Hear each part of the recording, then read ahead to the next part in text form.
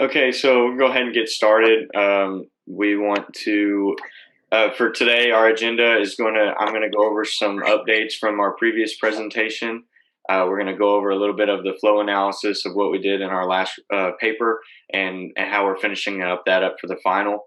Then we'll go into our potential solutions, our decision matrix and selection analysis, and how we're kind of filtering through those potential solutions for the best outcome for our client. And then we'll go through some next steps and allow everybody to ask questions on this process so far. So some updates from the previous presentation. We did a lot of research into the flow analysis of just wine production in general and how that relates to the Engedi vineyard, and how their system is set up with their facilities and how they're able to store not only their product but potentially this novel waste product that we have in the grape pomace. We also reached out to some other wineries, just very informally, just to see kind of how they handle their pomace and in ways that they're turning it into a potential product or use. Everybody, since it was kind of informal, they didn't really want to, let us specify which wineries we were actually talking to, but they did say that they use it in various products that they have that they supply to their own customers. And then also they can turn it into some novel products like flour, grapeseed oil, things like that. And then they also have the more common solutions that we've seen, just such as animal feed, and some have used fertilizer or use it as compost for fertilizer. So for the flow analysis, I wanted to just kind of give an overview of how the winery is set up. They grow their grapes in Jones Prairie, Texas, which is in Milam County. It's along the Brazos River. So it's supplemented by the nutrients provided by the river and the soil around there. The soil is a deep sandy loam, which it's really deep, which sits over red clay, and it has ancient buried trees in the soil, so that provides a unique minerality to the grapes and therefore the wine. The layout of the vineyard, they have grapes planted across 3 acres. The rows are planted north and south along a Geneva double curtain, which, as you can see on the slide, is a sketch of how a Geneva double curtain is set up. You tie the vines along a wire on either side of the row so that the grapes provide a canopy. They're easily harvested when they're ripened, and they also protect them from some of the harsh temperatures that we have here in Texas. The Engedi Vineyard practices sustainable farming techniques. They try to use all compost fertilizer. They don't want to use any herbicides on their grapes, and they only use organic approved fungicides. That information really helps us in deciding if we could use this for a potential food product. Although it goes through a wine process anyway, having some safe product to be able to sell to their market is really helpful information. The grape type and yield of this vineyard, they have the Black Spanish or Lenore grapes. That's generally used for their red wine production, and then Blanc du Bois is their white grape for white wine production. The Lenore has sometimes a great yield of up to 6 and can be as low as 3 tons per acre. And then Blanc du Bois is a little bit of a more mid-range from 2 to 5 tons per acre. And because of the lower yield from the Blanc du Bois, that is planted on 2 acres on the vineyard, and Lenore is planted on 1 acre of the vineyard. And so that generally their yields end up to be around the same. So the wine production flow is going to go through the harvesting, which is generally just hand picking and put into tubs. And then it goes through a crusher in which an auger is turned mechanically to crush those grapes and also remove the stems. As you can see in that picture, it's a little bit hard to see, but you can see the stems coming out the back end, and then the grape product along, with the remaining stems, the skins and seeds fall out the bottom. At that point, they're fermented all together in there, and actually the skins is what gives the wine its color, its red color. So they're all fermented together, and then it's moved over to a press. And the press is where we're actually going to get our pomace product, because the press, the way that it works is you put it in the container, and it's going to remove all of the liquid out of the bottom through a filter, but that's going to remove all sediment, skin, seeds. All of that is going to remain in the container, which can be removed, and that is our solid pomace product. And at that point, the wine is then further produced through aging, finishing, chemically, and then bottled and sold. But what we're going to focus on is the pomace product that we get from pressing. So our average grape pomace production is it's generally 20% of the grape yield, as literature has shown, and that what we have found.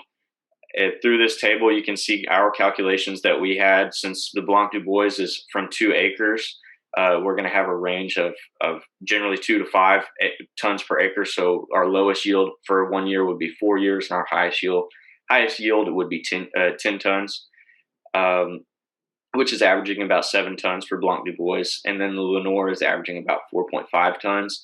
So 20% of that total grape yield is going to be 2.3 tons total pomace produced on average.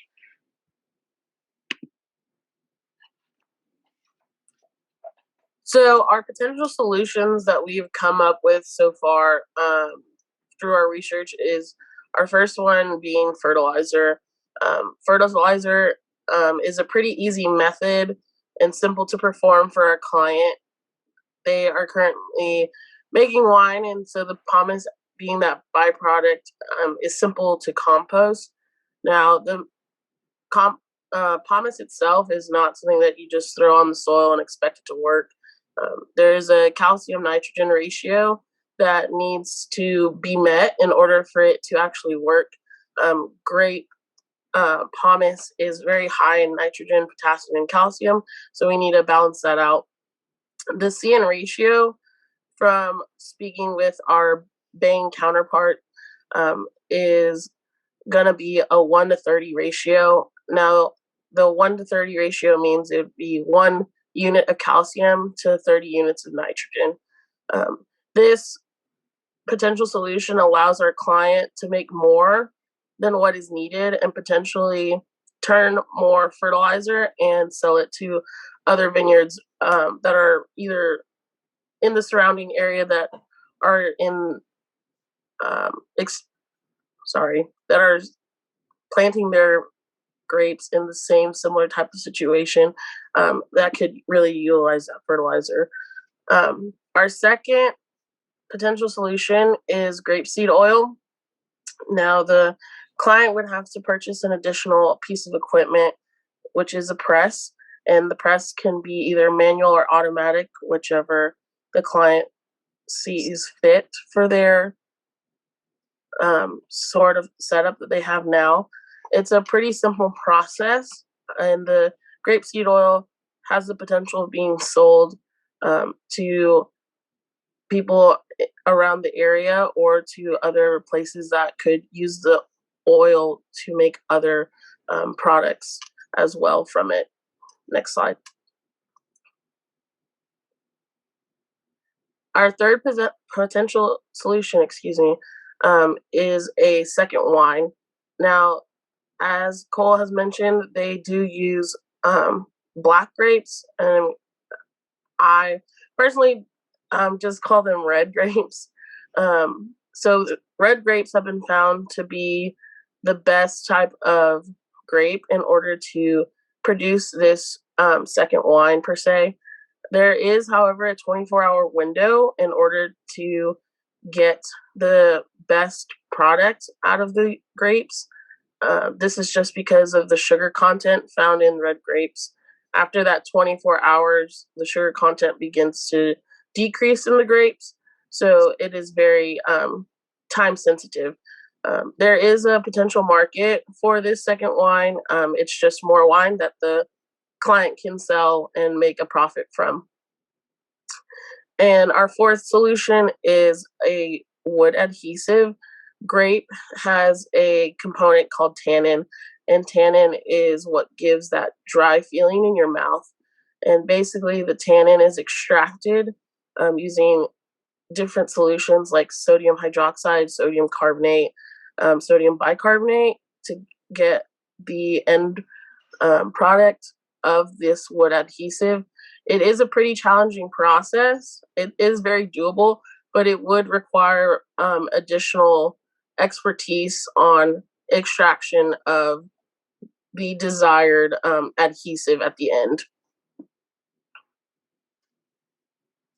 Next slide. Okay, so going into the decision analysis, which will then further go into the decision matrix where we compare the 4 possible solutions, we will be grading each solution on 4 criteria, and these 4 criteria will be cost, ease of implementation, effectiveness, and return on investment. Next slide.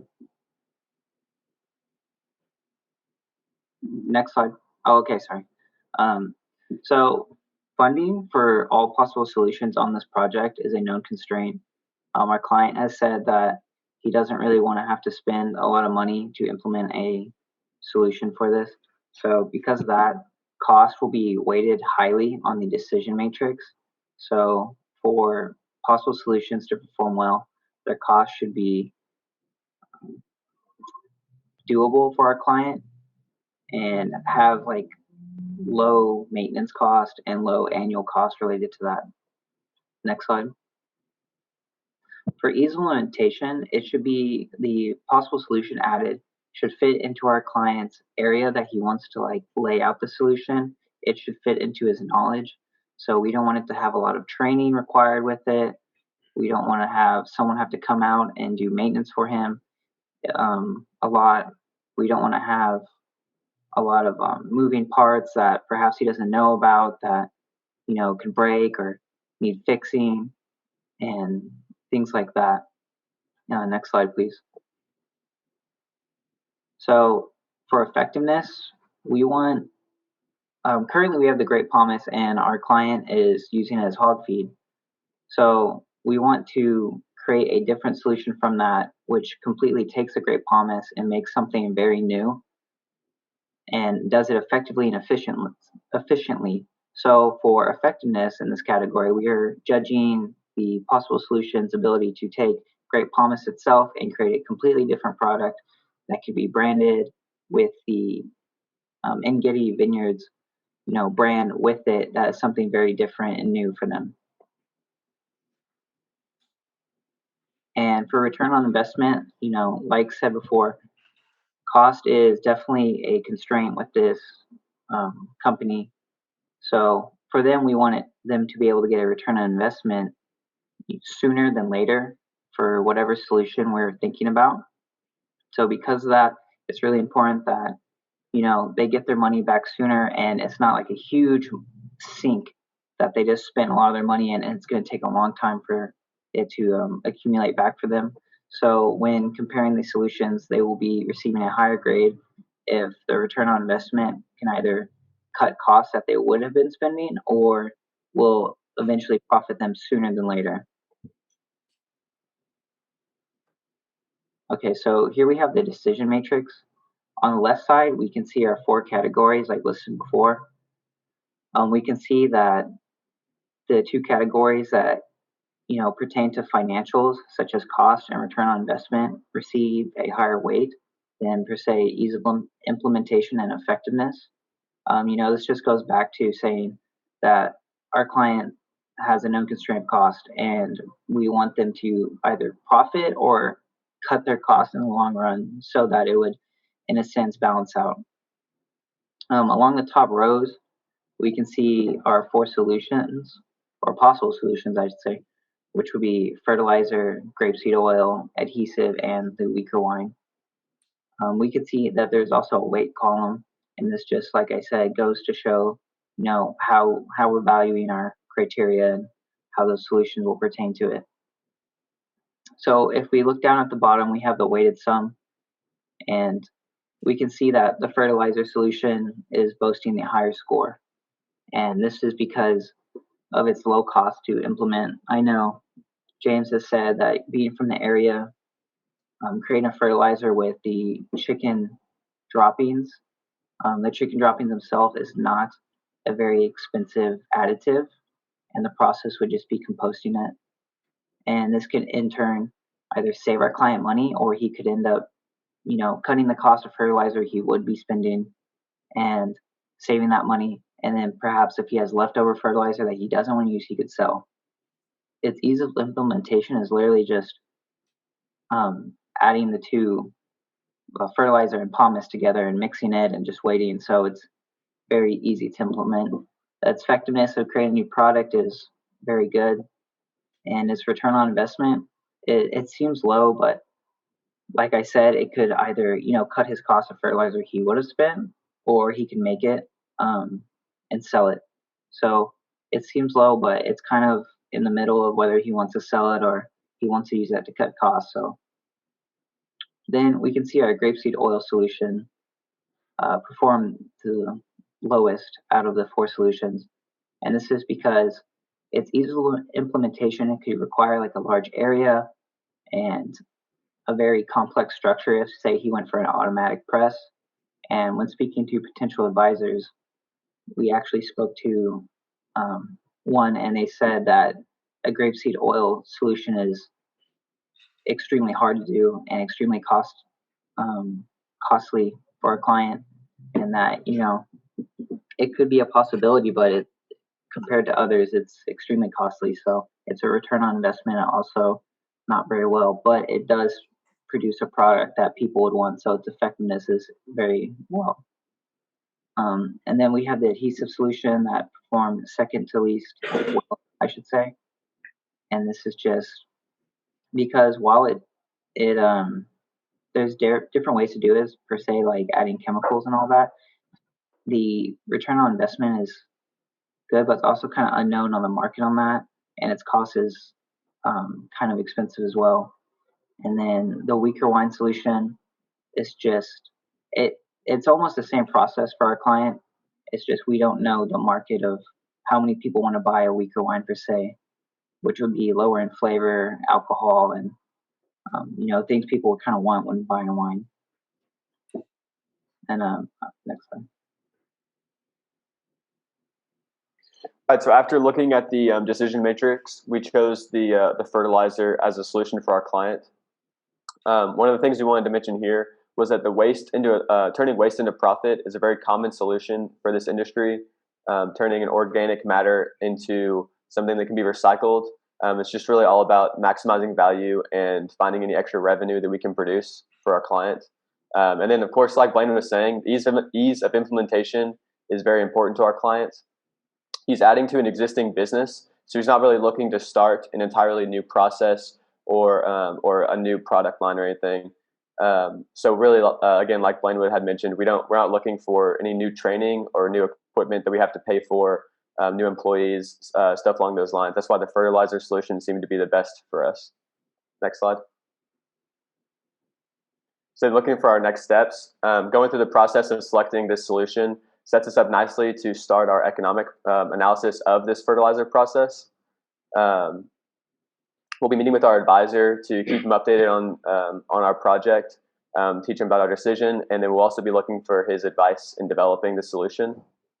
Our team has discussed visiting wineries in the area to evaluate their system and making the wine.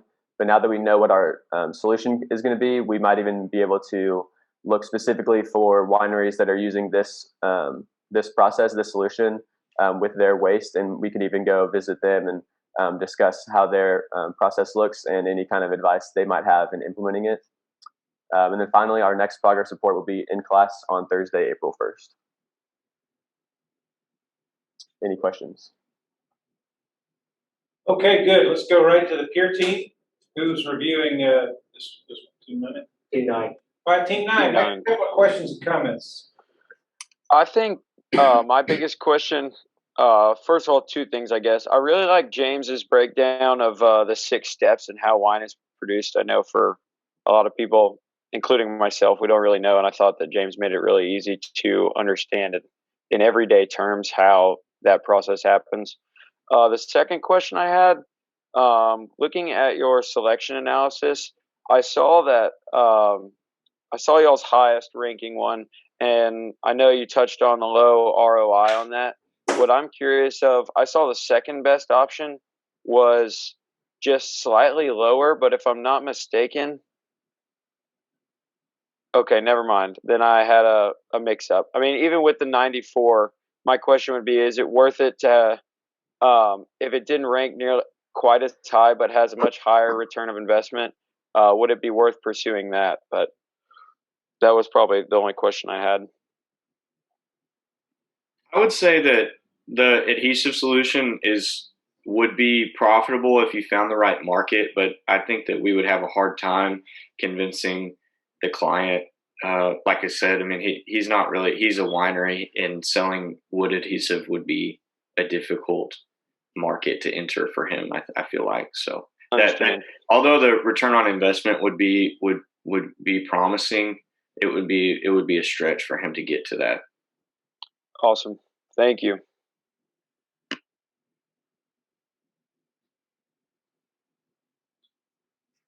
One more.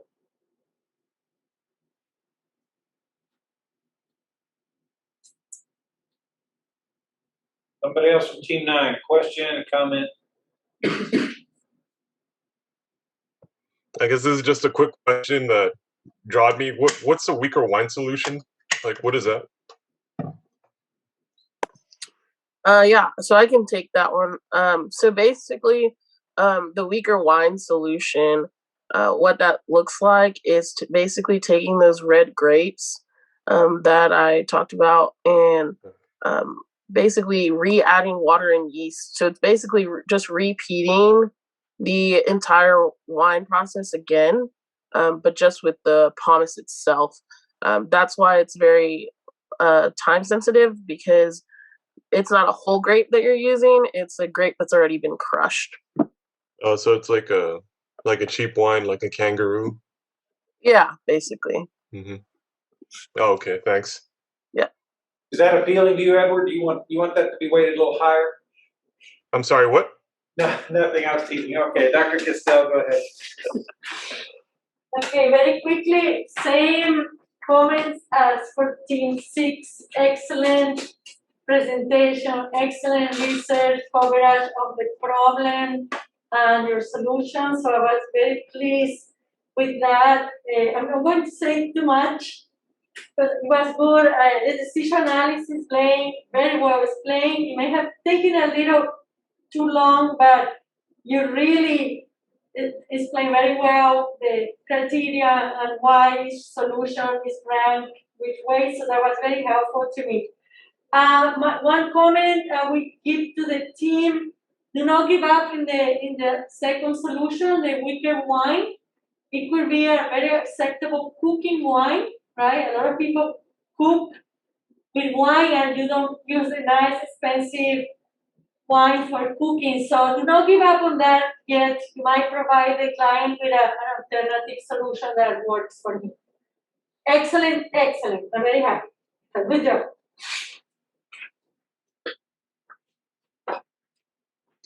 Yeah, okay. Yeah, we're doing good on time. That was a good presentation. A little bit long. It was 19 minutes, which was a little bit stressful since we're trying to do all three today.